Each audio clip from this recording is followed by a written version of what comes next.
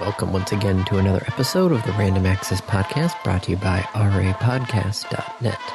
This is episode 788, recorded live on March 30th, 2024. And here are your hosts. The man who doesn't have any Easter plans tomorrow, Dave Peleg. Hey!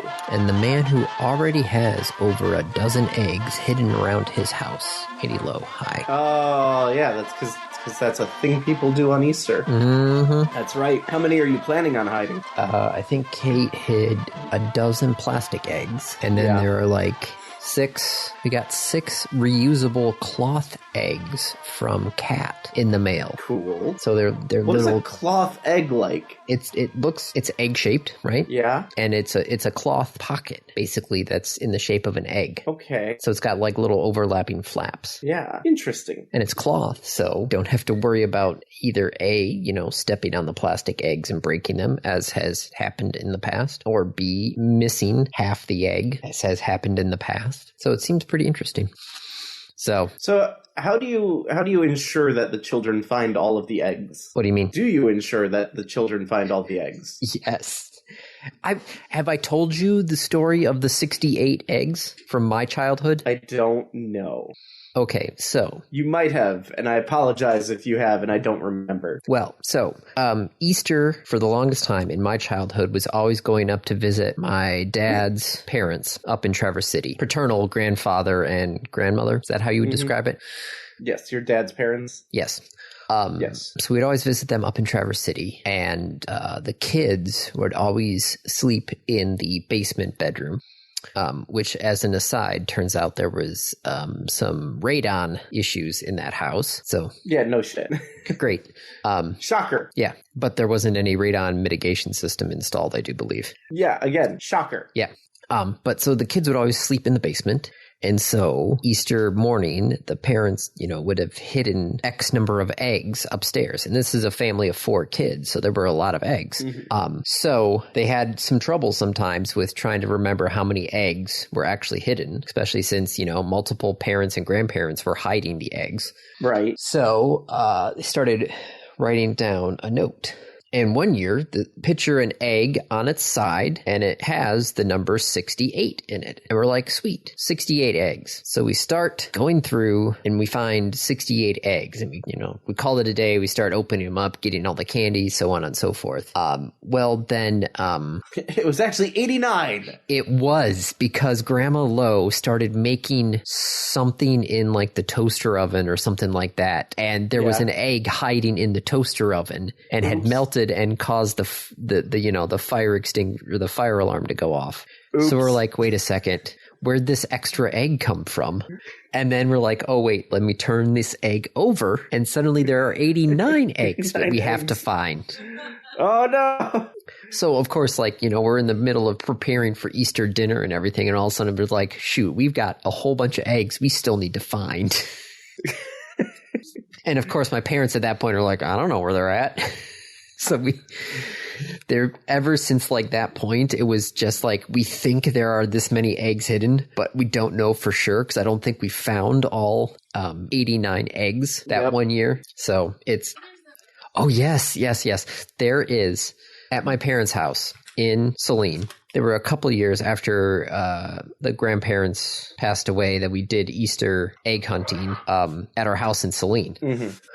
I guess one year somebody found an egg that was the same color as our drapes. Previous year. As somebody found eggs that were the same color as our drapes. Uh-huh. So they hid the egg in the drapes next to the dining room table. And these are drapes that you can see in the family photos of, we'd always be sitting at the dining room table for holidays, and somebody would take a picture of all of us at the table. And so in these family photos, there's an egg. There is a literal Easter egg in these family photos. Because we found it and we're like, when is this from? And none of us could remember. I'm like, well, shoot, now we have to go through these family photos and look at it. Look for this literal Easter egg in these family photos. So those are my 2 Easter egg stories. But yes, no, I think Kate's got pictures of where she hid all of the eggs. That's clever. So you can just go through them later. Yep. I think If Kate...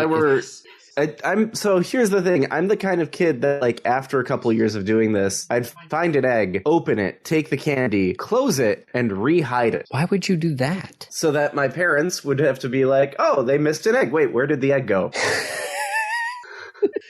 Reverse Easter egg. I think Kate has actually just sent you a picture of one of our holiday dinners. Sent me a picture, and there's an Easter egg in that curtain somewhere. There is an actual literal Easter egg in that curtain. That's fantastic. That was the best one. Wow. Yep. Yes, we'll do some Easter egg hunting here, and then we'll go over. It's all because it's also my dad's birthday tomorrow. Oh, happy birthday! So it's a birthday and Easter family get together and the same thing. So yeah. So you got a lot of stuff going on tomorrow. Yeah, it's a busy day. Sorry, Kate is trying to distract me now. Apparently. Yeah. So yeah, east side of the state, and then next weekend is going to be the solar eclipse. Yep. So, are you guys driving out to see it? Yep. Kate's sister's husband has a farm just south of Toledo. So nice. His parents, yes, he doesn't own the farm. His parents have a farm just south of Toledo. So it's in the totality. It's going to be a nice big open farm field. I think how far I would need to drive to get into totality. Probably down to Indy. Probably be your best bet. That is a long drive. I think. Let me look at the map here. I mean, going to Indy, I would get into totality, certainly, but there's got to be something a little closer. Because it kind of goes... No, it's basically Indy. That's what I was going to say. The swath. Yep, Indianapolis at 3:06 p.m. Yeah, somewhere over between Toledo and Bowling Green. Not that far. But having driven to Indy, yeah, it's not great. Well, no, but I also wouldn't need to go to the city. You just need to stop somewhere between Lafayette and Indy if you're going down I-60. Is that I-65? Did I call that right? Let me see. Yes. I-65 goes from Lafayette to Indy. Right. So just stop at any random spot between there. Yeah, so will everybody else. Right. I could go to Michigan Town. Not to be confused with Michigan City. Correct. Michigan Town is significantly smaller. Michigan Town has 1st Street, 2nd Street, 3rd Street, 4th Street, 5th Street, 6th Street, 7th Street, and 8th Street. And that's it.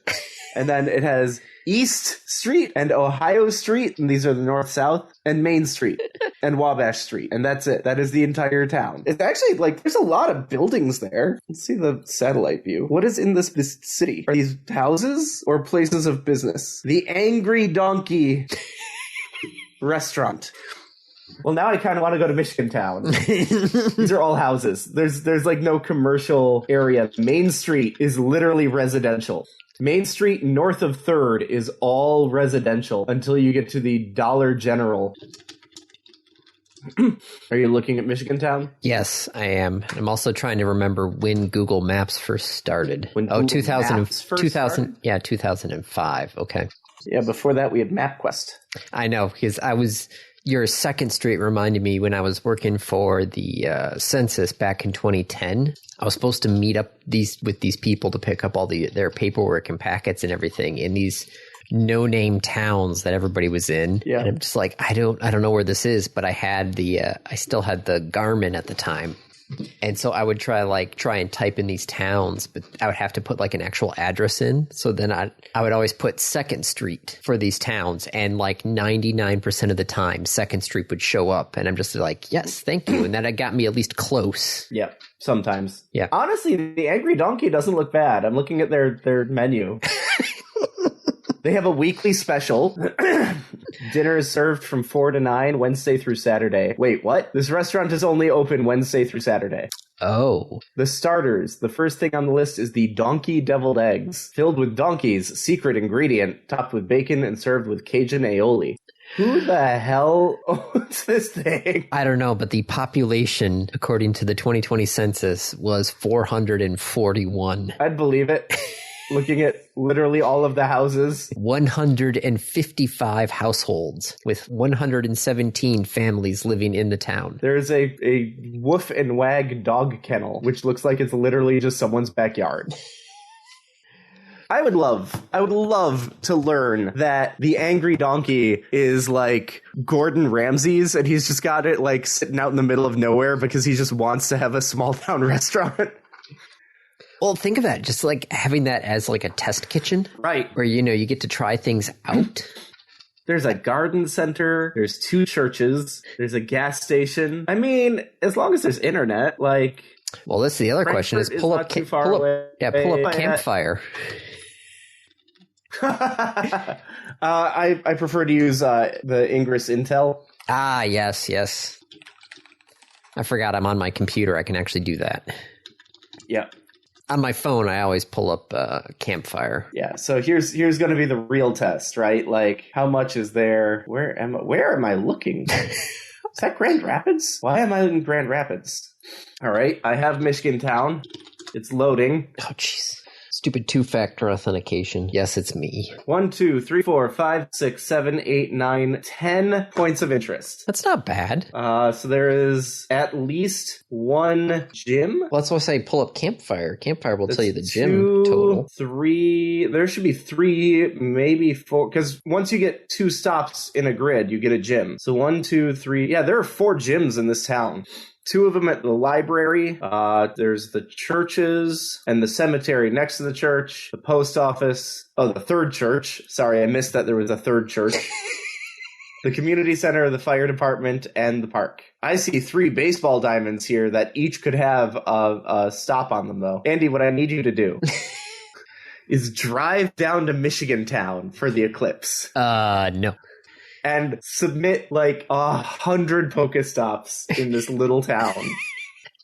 Like, let's go and try and make this as dense as possible. God, the last 3 that I submitted, I got denied. Oh, I submitted one like 2 weeks ago and it was approved within 3 days. I'm literally like just taking one that I know was approved. Granted, I think some of these were set up back in the pre-Pokemon days. So I have a feeling that some of the guidelines were a little bit looser back then. Mm-hmm. So it's just like, well, it doesn't help me now. Hang on, it's loading. Here, I'll send you a picture of work. Oh, no, I know. I've been on your campus. I know. Yep, but you probably haven't looked in a while. No, that's true. I haven't looked since the last time I was there, So I've been busy, as have other people. Oh, jeez. Oh, Jesus. Holy cow. There are over 200. Oh, my God. You see that cluster of 6 in the top right? Yeah. That's my building. That's where my office is. My office is in range of all of those. All right. So, Pokemon question for you. Yeah, I like Pokemon questions. So these gym badges. Yes. If I gather the thing correctly, the higher my gym badge, the better rewards I get from the gym when I spin it, right? Yes. I think so. I'm pretty sure you get bonuses if you have like gold and silver on it. Now, I'm staring at Isaac has been in that gym for 4.5 days now because I haven't had a chance to go over there and kick him out. Yep. Is he still gaining against the gym badge even if he's not doing anything with the gym as long as he's in there? Or do I have... Okay. It's like every 10 minutes you're in there, you get reputation. Okay. But you don't gain it until the Pokemon's kicked out. Okay. I just haven't had a chance to go over there. I forgot it's been a pretty slow week. Yep. So I haven't really gone over to the park before or after work to do anything. So he's just been sitting there. Got his 50 coins a long time ago. I have 23 gold ones. I don't really try to get gold. It takes over 10 days because I have one where I have a 10-day defended and it's still silver. Oh, okay. Well, I will probably get to it most likely on Monday because I have to go to Battle Creek and do a radio install on an undercover police car. Yeah. So that should be fun. It is possible to get gold just by raiding and that's it. But it takes a lot. And I know this because I did it. Hang on. You're going to love this. I'll send this to you. Send. Oh, 0 victories, 0 time defended, 0 treats. Okay. And I have gold. And you have gold. I am silver on the soccer field. My guy has defended it for 12 days and 19 hours. I'll have to see what Isaac is up to on that. Let's see. Do I have any? Oh, I can tell you because I just rated that one once. Oh, no. Oh, my gosh. Yeah, rating gives you a little bit, but not much. I rated a lot. Am I close to silver? Like, there's the gold one. Okay, I'm silver on a couple other ones, too. Redden Entrance. 1, 2, 3, Tram 4, 5, Terminal. 6. I'm silver on 9 of them. I'm sorry, let me clarify that. I'm silver on some of the ones that are in Australia.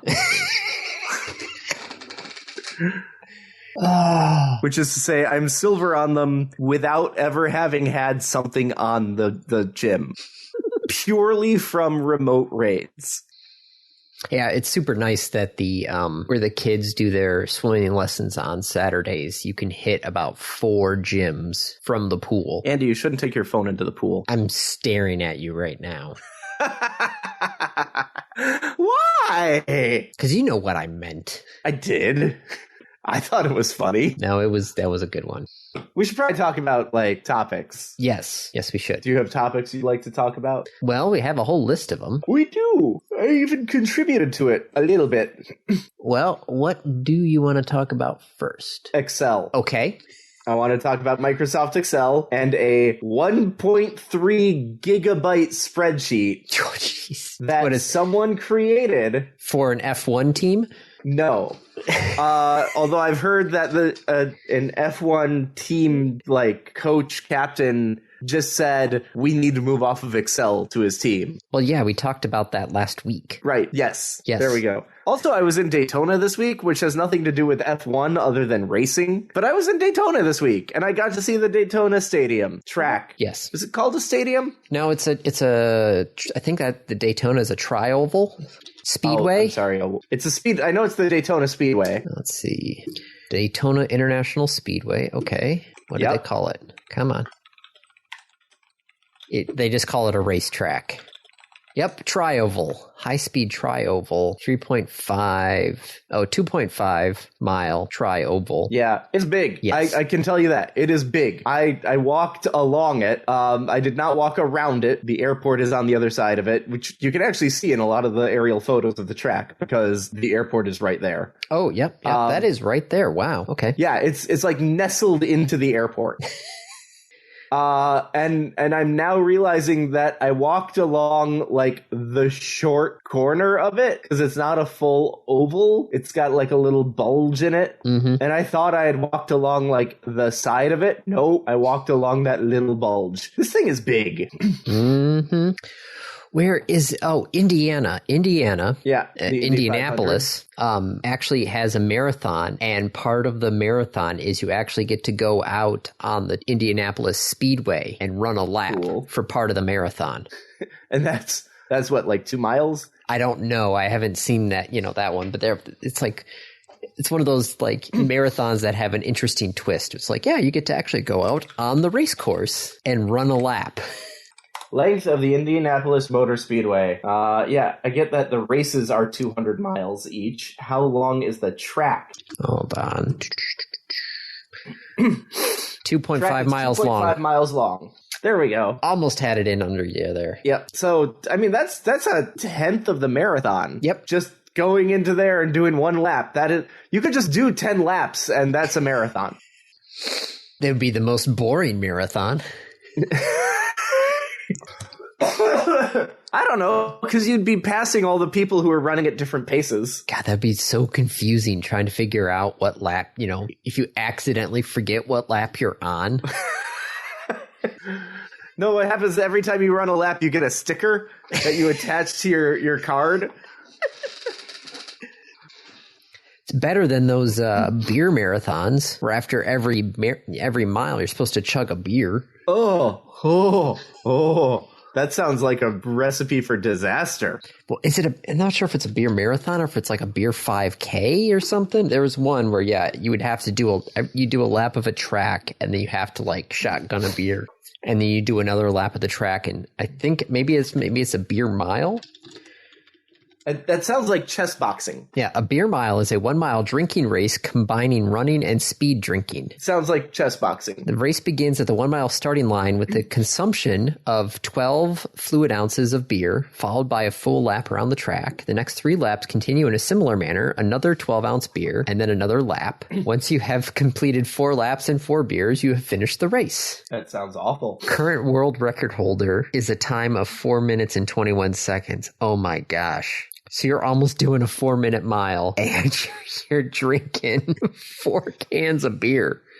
Yep. That does not sound like a good time. No, that doesn't. So back to Excel.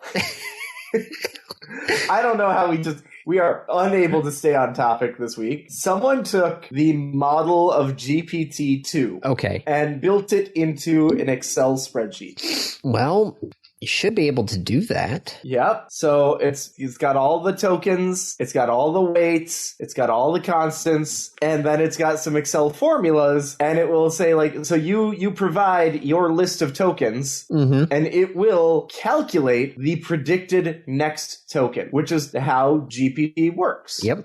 As I mentioned to you, it's the middle button on your keyboard on your phone. Like, it's just predicting what comes next. Yep.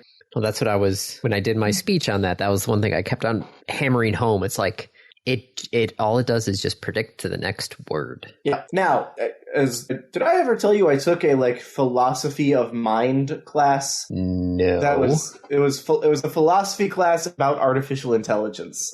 Oh boy. Okay. And I kind of wish I had paid more attention to it because it was really fucking boring. But sure, GPT just predicts the next token. Cool. So does your brain. That's how we construct a sentence. You know what you want to say, but the words to do it, where does that come from? Oh, it's just the neurons picking out the words from the neurons that store the words.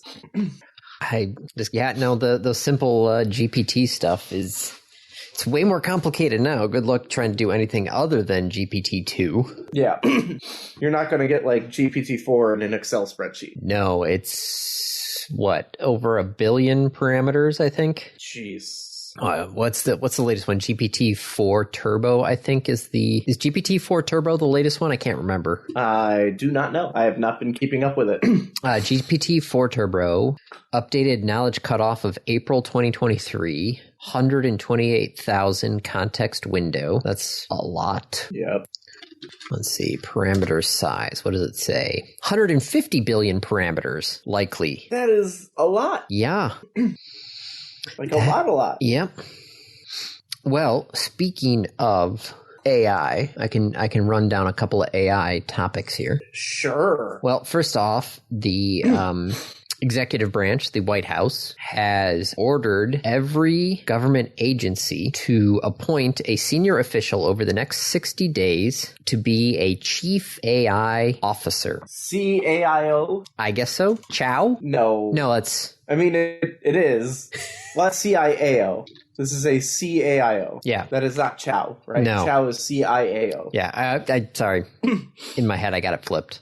Yeah, so a CAIO. Yep. And what is the responsibility of the Chief Artificial Intelligence Officer?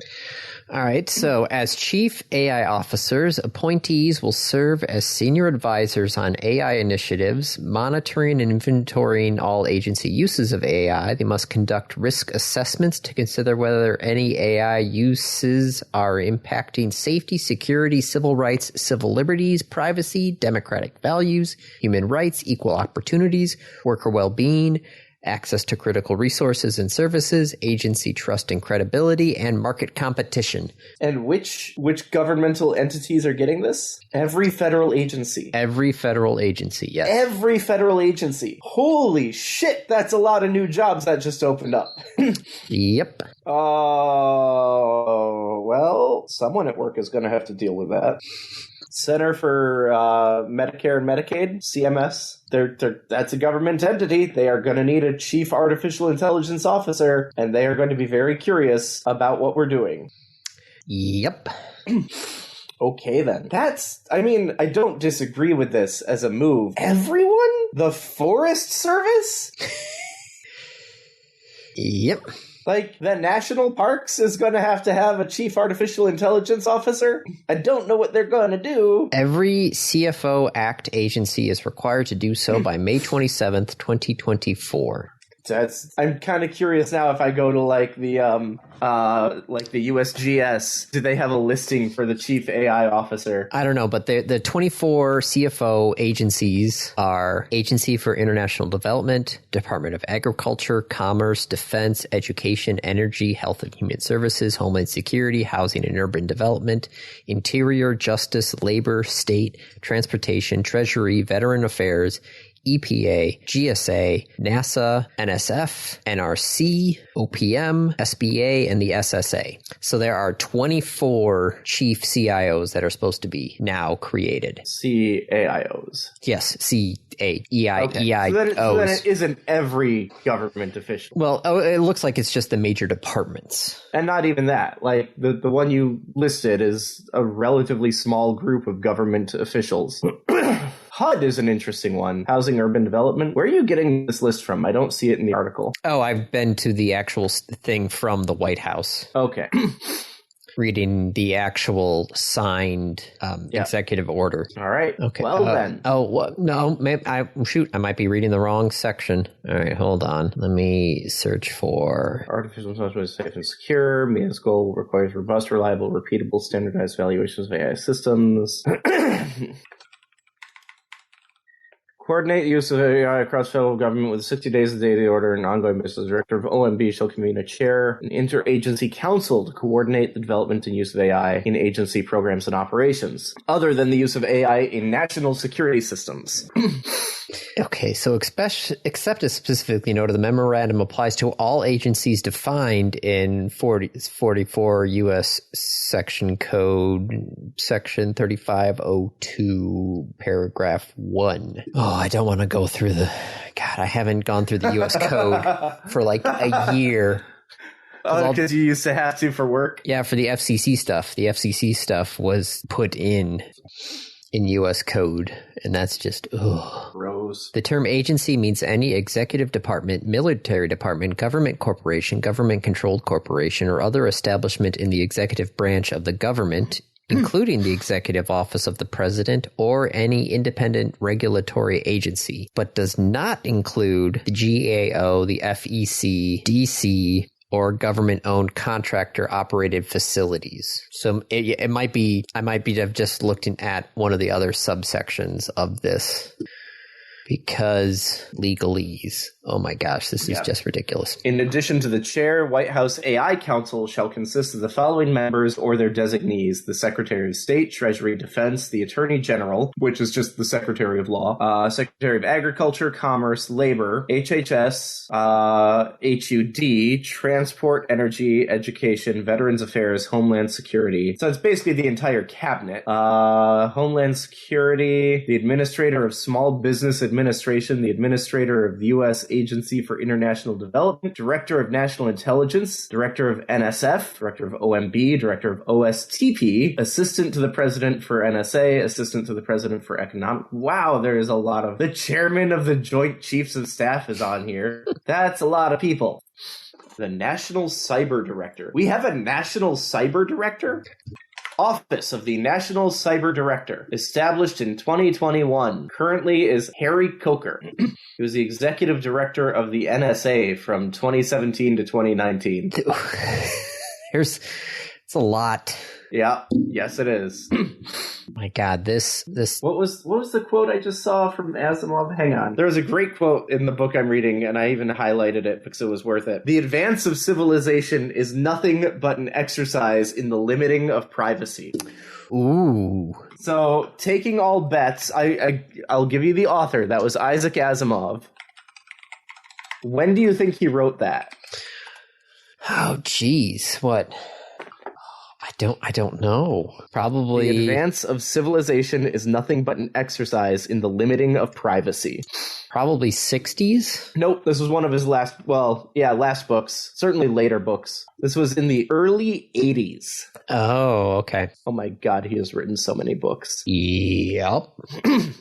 31 pages of books. Oh, geez. don't even want to look down that list. Right, so... The list of Asimov's books? Yes. Oh, God.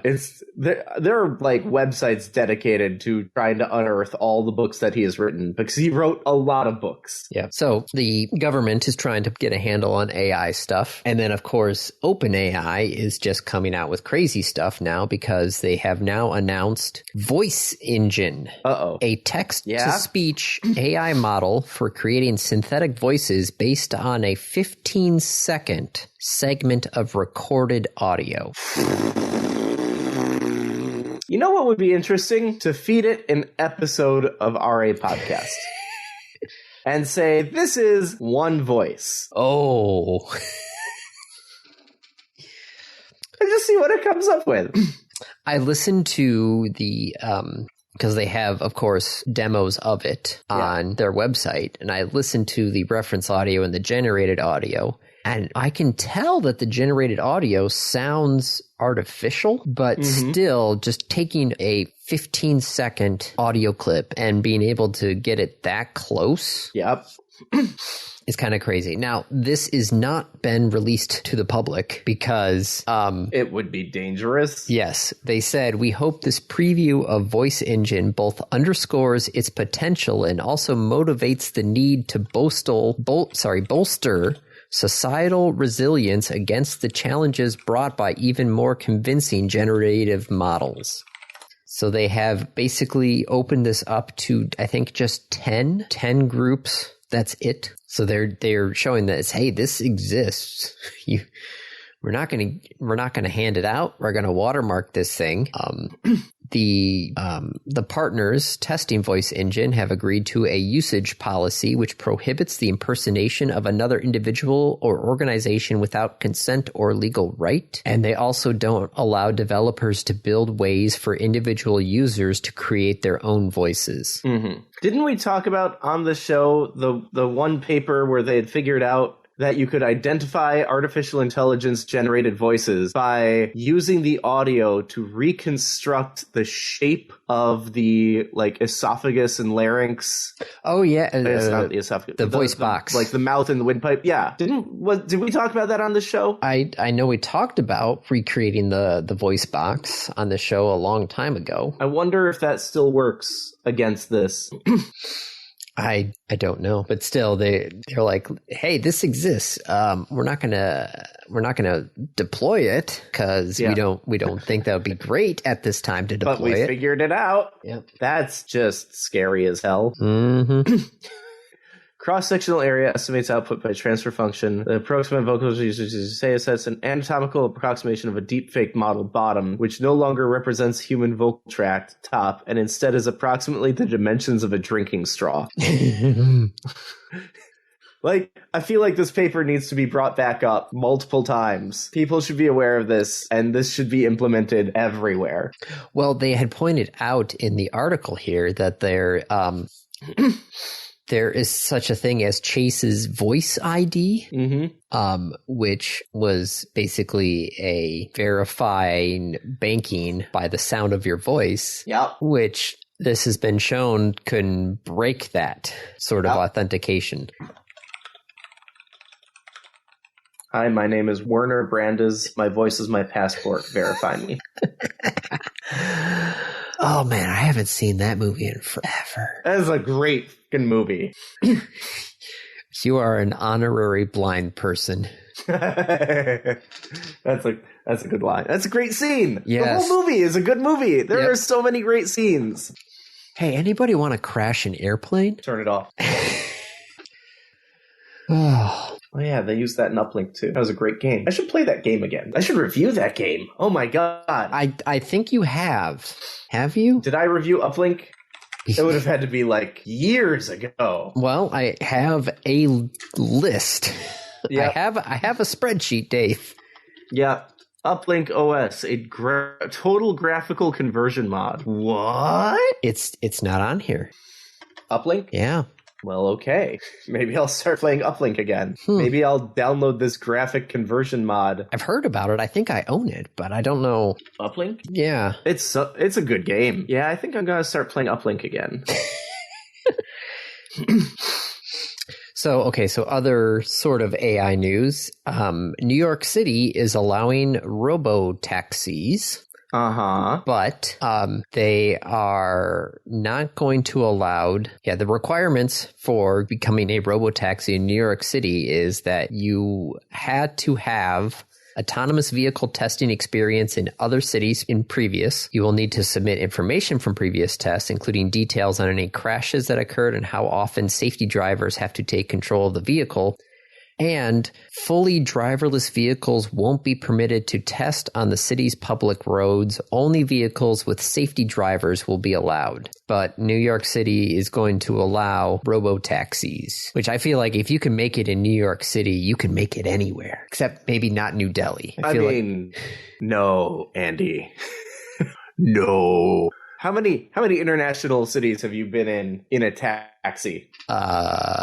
Just one. Okay. No. New York taxis are like they're pretty tame. Buenos Aires, they're basically on the sidewalk. Oh, you know how there's like 3 lanes of traffic? Yep. If you're at Buenos Aires and there's 3 lanes, there are 5 taxis. Side by side. The lines aren't even suggestions. But I guess they're... So it's a robo-taxi, but there has to be a safety driver in there the whole time. But moving forward. Yep. Okay. GameStop performed poorly in their numbers call. Their quarterly report. Fourth quarter, $1.79 billion in sales, down from $2.22 billion previous year. Mm-hmm. Net income was $63 million. Sales were at $5.2 billion for fiscal year 2023, compared to $5.9 billion for fiscal year 2022. So they're saying an increasing mix of digital downloads is hurting physical retail, and there is simply no reason to go to a store if a consumer can just order a game and download it immediately. Yep. I mean, that's not a surprise. Nope. Physical media is dying, and why would I go to the store when I can order it from Amazon? Yep. I'm still not convinced that GameStop is dead. I still feel like there's a place for it. I just don't know what that is, and they definitely don't know what that is. I can tell you it's not NFTs. No, they have already shut down that one back in February. Right. Like those are distractions. I don't know. Like if GameStop started getting into like board games and card games, like Barnes and like Noble, D&D, well, like D&D and Magic the Gathering, like if they pivoted to that kind of game, that would be big. Imagine having the corporate empire that you already have, and like they'd be able to put out all these little mom and pop game shops. That I'm not saying this is a good thing. No, I have been to some of those mom and pop game shops, especially recently looking for Wii titles. Yep. And there's one in Saline. That's awesome. I know. I went to the one here in Kalamazoo that's got used video games. That's the one in Saline called? It's by the movie theater. Hang on, I'm going to go look it up. Keep talking. Sorry, I just made a random noise upstairs. Oh, he just shifted. All right, we're okay. There was the... RU Game. That's what it's called. Well, that's a cute little name. Because it's literally the letter R, the letter U, the word game. If you haven't been there, next time you're in Saline, stop by. It's fantastic. The one I went to recently was called The Broken Sword, which is up north of town. The Broken Sword. They're the retro games, modern video games, video game accessories, vinyl, skateboards, dice, Magic the Gathering, yep. D&D. The usuals. Mm-hmm. I have to check out the comic book store here in town. They moved across the street to the old bike shop. Curious to see how that all is working out for them over there. But yes, no, they're lower numbers, and they have now started doing some job cuts due to the sales decline. Yeah, not at all surprising. No.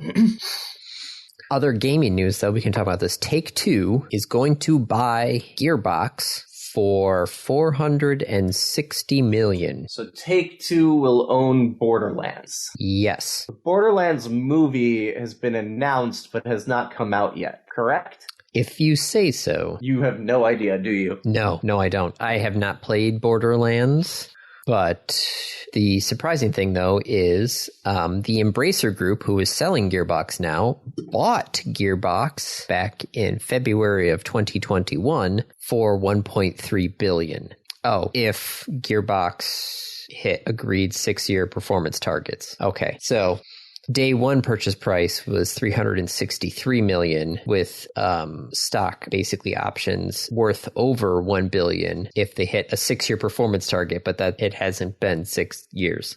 So not sure how much Gearbox actually got paid to get bought by Embracer, but Embracer is now selling it for $460 million. That's a lot of money, though. Yep. So Take-Two has already been publishing the Borderlands series. Yes. So this is not... And now they own the developer. Yes, now they own the developer, yep. They will now also own Homeworld, Risk of Rain, Brothers in Arms, Duke Nukem, alongside future Gearbox titles, which Take-Two says Gearbox is currently working on 6 titles, including 2 Borderland games and 2 Homeworld titles, plus at least 1 new IP. Well, 2 plus 2 plus 1 somehow equals 6. Not sure how that works, but anyway. 1 plus 2 plus 2 plus 1? I just actually saw in my Facebook memory from a few years ago where I'm like, Tim Curry should have won an Oscar for those last 26 minutes of where Clue. He recaps the entire movie by himself. By himself. If it had been one take, like one continuous take, I agree. Yes. However, there's no way that was one continuous take. No, it was... If it was, his stamina would have been crazy. Right. I do believe Tim Curry deserves several, Lifetime Achievement Awards. Mm-hmm. And his work on Clue is definitely up there. Okay, what else should we talk about? There hasn't been much SpaceX news. They're just, getting ready to launch Starship 4. Yep, the Delta Heavy launch, which would have been down in your neck of the woods had you been, a day later. Well, it was supposed to be a day later, but it got scrubbed, so you would have missed it anyway. No. So yeah, the last flight of the Delta Heavy is supposedly going to be going off on Monday, but okay. Oh, I suppose I could look. Do you still have those websites that told us when all the launches were? I'm bringing it up again. Oops. Why? Because I'm planning another trip down there for my team. And I happen to be the person who decides who goes on which trip. Well, what are you looking for? Anytime in May, after May 10th. Looks like currently right now nothing is set in stone. Okay. In May. Only thing, there's a Falcon Heavy launch in June 25th. No, way too late. Yeah, there's the Starliner crew flight test is in May at some point. Right now, it's currently slated for May 1st, but it's Boeing, so we don't know when that's going to happen. Ouch! Harsh, Andy. Am I wrong? No. Harsh. Do you remember a couple years ago when everyone was making a big deal about Heartbleed and Spectre? Yes, because I had to do some updates. I'm interested in what updates you had to do because those were hardware flaws. So short of replacing the chip, there wasn't a lot you could do. Oh, I swear there was some Windows update with that. Hold on, I'm seeing if there is actually or not. Okay, let's just say... Granted, I don't really care about this anymore because this is back from, 2014. So, okay. Yeah. If I remember correctly, our stuff was not internet facing. So it was technically okay because it wasn't going to be... No one's going to be running arbitrary code. Yes. Okay. Well, the reason I bring this up is because it was a hardware issue. It was baked into the chip, right? And that's why it was this huge big deal because it impacted literally every Intel chip out there. Apple just ran into a very similar vulnerability. Uh-oh. The M series CPUs, so the M1s, M2s, which have a feature called the data memory dependent prefetcher, very similar to the Spectre attack, allows you to access the rest of the memory. Oh. Sort of. Attackers can verify their guesses and gradually unravel the entire secret key. Oh boy. Yep, and it's hardware. Oh no. Oops. In their defense, in Apple's defense, and like in the chip designer's defense, and the people who came up with it's a side channel attack. It's not like the program exposes something it's not supposed to expose. It's just that people have gotten very creative in figuring out ways to check information without directly checking the information. I watched a YouTube video that had a really, really good example of a side channel attack, which was the pizza attack on whether or not the U.S. military was going to be starting an operation in the next 24 hours. Oh, yeah, because they place major pizza orders to very specific locations. Right, which there's now a requirement in the government that you can't do that anymore. Like, if you place a huge pizza order, you have to place multiple orders from different places to make it harder to track. But that's an example of a side channel attack, right? You're not directly reading the information. You are inferring the information from other things. Mm-hmm. And so that's what this is. And oh my God, it's not great. Oh. So what Apple hardware uses the M1 and the M2 chips? All MacBooks. Oh. Right? Like any of the MacBooks, MacBook Pros, iPhones, don't those use the M1s? Let's see. Apple's first chip designed specifically for the Mac. It looks like there might be a way to turn this off on the M3 chip. Yep. But, yeah. But if you have a Mac or MacBook Pro from any time in the last 4 years, you have a possible problem. You have a vulnerability.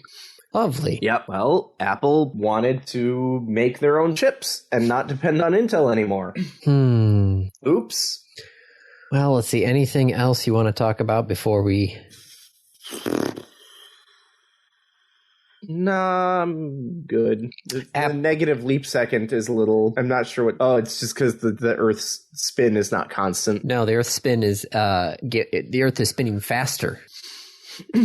So now they're saying basically, 2030? Oh, sorry, 2029. 2029, they're looking to subtract a second. Stupid atomic clocks and, GPS and all those things that need very precise time measurements. Right, but what if we don't? Oh. What if we don't subtract the second?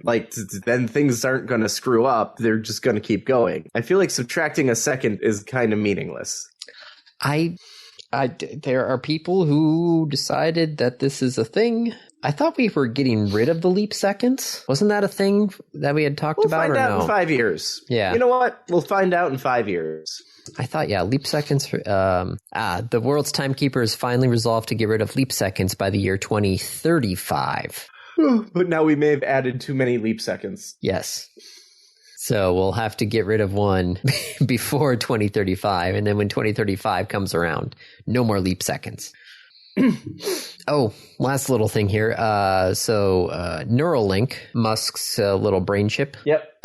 The first human recipient did a little live stream on X talking about, how he's recovering and doing all nice things there, playing digital versions of chess and such. And discussing how living with the Neuralink has changed his life because he's a quadriplegic. Yep.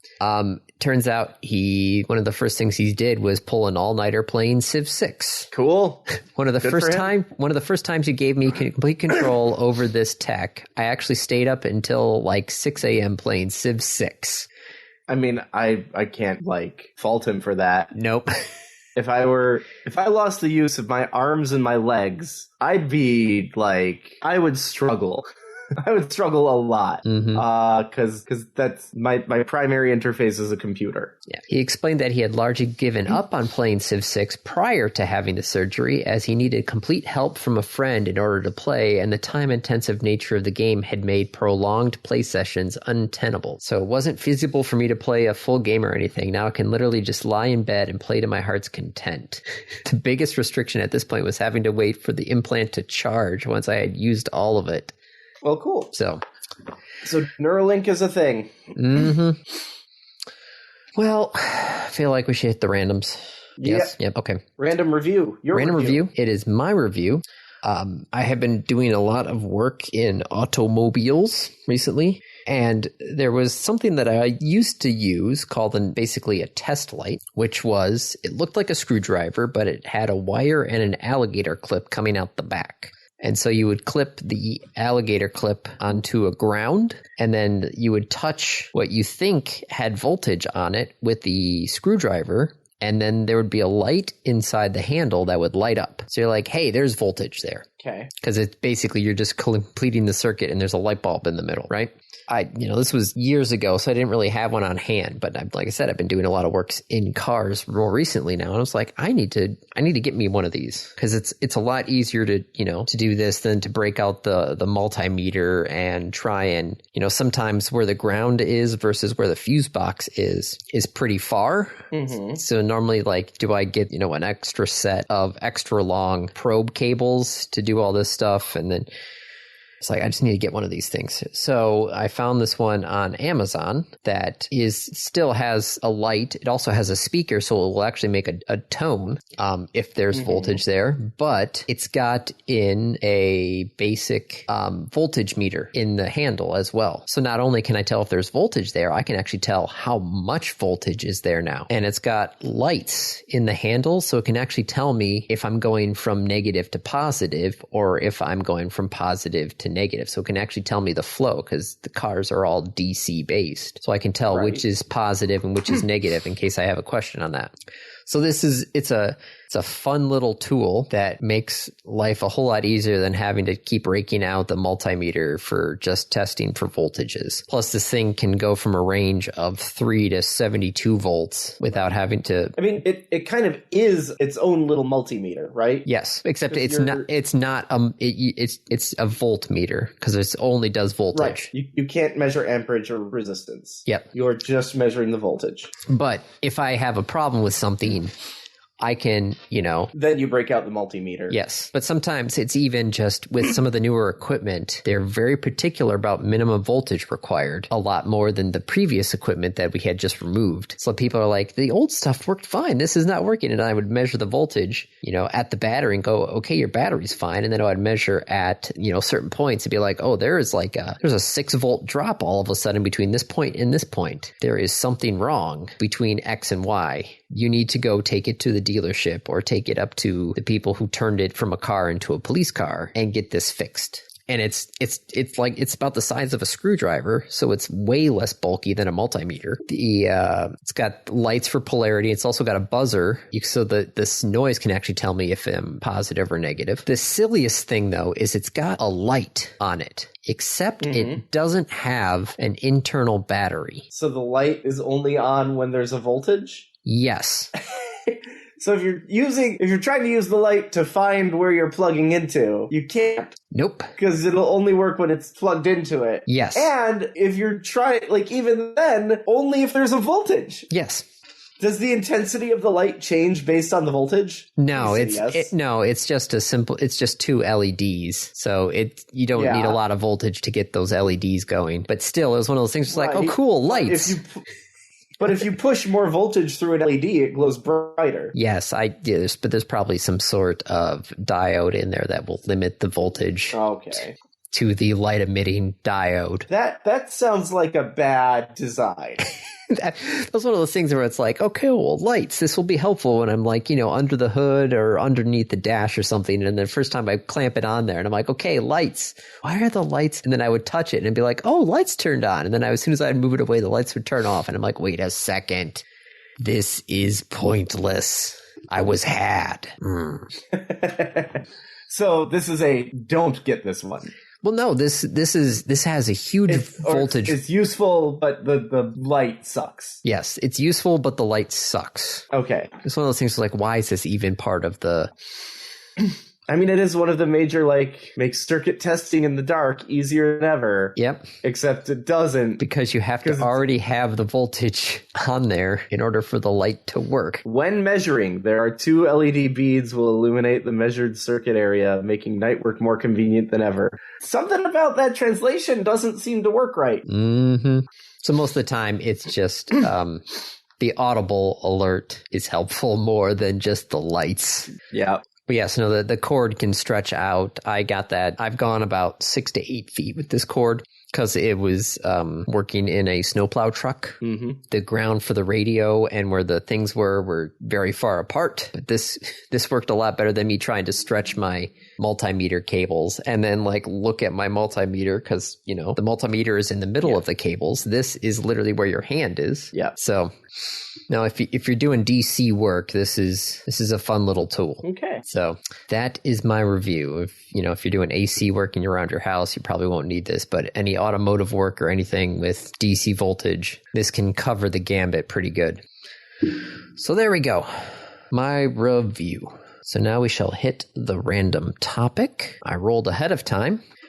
What would you be willing to trade for your teeth? Better teeth? I was going to say, yeah, what are they called? Veneers? Or, I mean, dentures exist, so I'd be willing to trade something for my teeth. There is certainly a price point at which I would get rid of my teeth.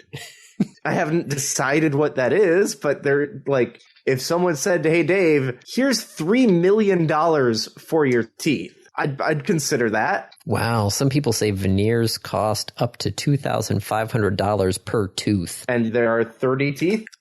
$20,000 to replace your teeth with veneers. So again, if someone said, like, here's $3 million for your teeth, Andy, if I were to give you $3 million, would you take your teeth out?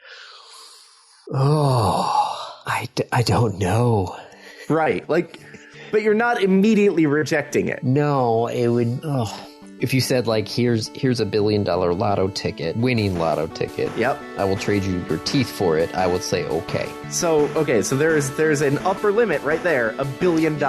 How about 100 million? Isn't there a quote about something like this where it's like, now we're just talking semantics or something? Yep. Like, now it's just a question of scale. You've said yes. Now we just negotiate. Now it's just negotiations. Man, I've seen, though, I saw my grandma deal with dentures, and I want to try and keep my teeth as long as possible now. Right, but also, when was that? When she was in her 80s. And that was I know. With years. How long ago was that?